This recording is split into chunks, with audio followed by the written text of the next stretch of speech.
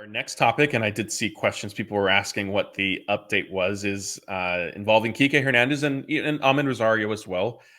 We've talked a lot about the offseason, throughout the offseason, about sort of the lack of overall movement with free agency, and that has involved multiple Dodgers or former Dodgers, if you will, being caught up in it a bit. And as we sit here on Sunday night doing this live show, JD Martinez, Kike Hernandez, Amed Rosario, David Peralta are just some of the players who finished last season with the Dodgers that are still free agents. I know with Kike and Rosario specifically, there was an update recently. Blake, what can you tell us? Yeah, so the Angels have been interested in both of them, Kike and Amed Rosario. The Angels' interest has been going back for a few weeks now, but the last time it was reported they were interested in him, it was said Kike Hernández is kind of hoping to return to the Dodgers still. So not sure where the Dodgers kind of lie in Kike's market, but he could stay in LA or Southern California if he wants to with the Angels, and same with Amed Rosario if he wants to stay. Seems like they have that option. And then the Miami Marlins have also shown some interest in Amed Rosario. So seems like their markets are kind of developing now and they could possibly sign soon. They're probably two of the top middle infielders available right now. It's a pretty weak market there. So I'd be surprised if both of them don't get major league deals at this point. And it's just a matter of who's going to end up actually signing them. I know you and I we've discussed, all of us, whether on our shows, Kike and the possibility of him coming back to the Dodgers, especially once there was that report that he reportedly, or the Angels believe he wants to sort of remain in LA. Do you see, like, do you feel any differently than maybe you have over the past 2 weeks, 3 weeks, over the likelihood that the Dodgers re-sign Kike? To me, it still seems like it's just based on if an injury pops up in spring training and the need comes around for him.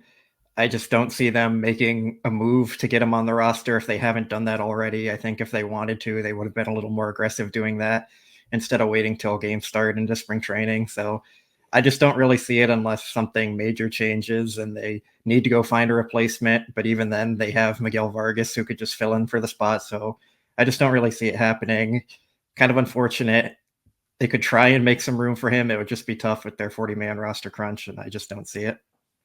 Now, in terms of just sort of free agency as a whole, we don't need to necessarily focus on Kike or some of the players with Dodger ties specifically. Are you shocked that the market hasn't picked up yet? I mean, because now, like, the Dodgers and Padres are obviously ahead of other teams in terms of spring training workouts and stuff like that. But everybody has reported at this point, and now full squad workouts are starting up, and there's still a bunch of big names out there who don't have a team. Yeah, so it's kind of been the theme of the offseason. At first, it was everyone was waiting on Ohtani, and then the market's going to move. And then everyone was waiting on Yamamoto, and then the market's going to move. And then everyone was waiting on the Dylan Cease trade that never happened, and then the market was going to move. And there's been a lot of questions as to why. I think the most prevalent one is most of them available are Boris clients, and they tend to wait longer and try and drag things out to get the most money. Boris is pretty good at that. And then some of the lesser guys are waiting on those bigger names to sign. So that's kind of created a roadblock. There was one executive who kind of guessed that it might have been based on there being more trade options available. So teams were kind of deciding between which route to go with, whether it was trade or free agents. And then once those decisions started to come in, then you would see more movement, but that really hasn't happened. I mean, we saw the Corbin Burns trade, and you still see Blake Snell and Jordan Montgomery sitting on the free agent market. It doesn't seem like Dylan Cease is going to move, and those top pitchers are still on the free agent market. So it seems like there's a lot of little factors that might be adding up and going into these things. But it's surprising that to see like Blake Snell, Jordan Montgomery, Cody Bellinger, Matt Chapman, JD Martinez.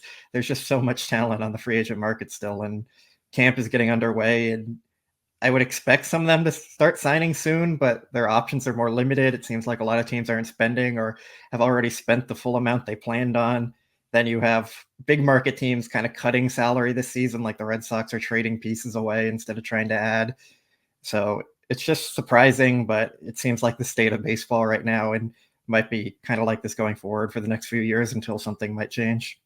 Yeah, and then the Rangers aren't necessarily big market as the Red Sox are, who you just alluded to. But even that, coming off a World Series win, and they're not spending either, right? Like, and they have some serious, especially on the pitching side, like they have needs and one of their own guys. And Jordan, I mean, I use that loosely as one of their own guys because he joined them middle of last season, but one of their World Series contributors is a free agent and could help their rotation. And I think I don't know if it was their GM or president of baseball operations. I saw he came out a few days ago and basically said like they're not going to be spending. Yeah, I think they're spending all their money on the injured list for pitchers right now with DeGrom, Scherzer, Molly. I think they have one more on there. And then up in their middle infield with our guy Seager and Marcus Semien there. So they're spending, they're just not spending crazy like the Dodgers are. And I think that's fair for them. Like, you can't be too mad with how they're doing that. But yeah, they have a lot of money on the injured list, and that's kind of where it's all tied up. Yeah, that's fair. And I think it's also worth pointing out that the Dodgers have taken a lot of criticism for how they approached this past offseason and how aggressive they were in spending. But look, if they hadn't, then I mean, I'm sure Ohtani and Yamamoto would have signed by now. But it's not like they're not the problem with MLB free agency, I guess, is maybe the easiest way I could say that. So that's kind of where things stand with some of the players related to the Dodgers, and sort of Kike specifically. I know he's somebody we get asked about a lot and is sort of a fan favorite. So it'll be interesting to see if maybe he ends up in LA again, as improbable as it sort of seems.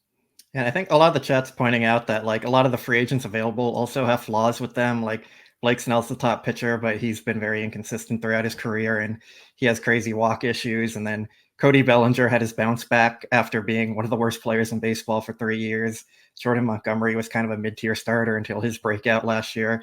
Matt Chapman, great defensively, but questions about his bat. So JD Martinez was great offensively, but he's a DH and couldn't stay on the field. So I think that is a fair point that all the chat is kind of pointing out. Like, they're talented players with flaws, and teams don't want to commit that huge payday to those kind of players.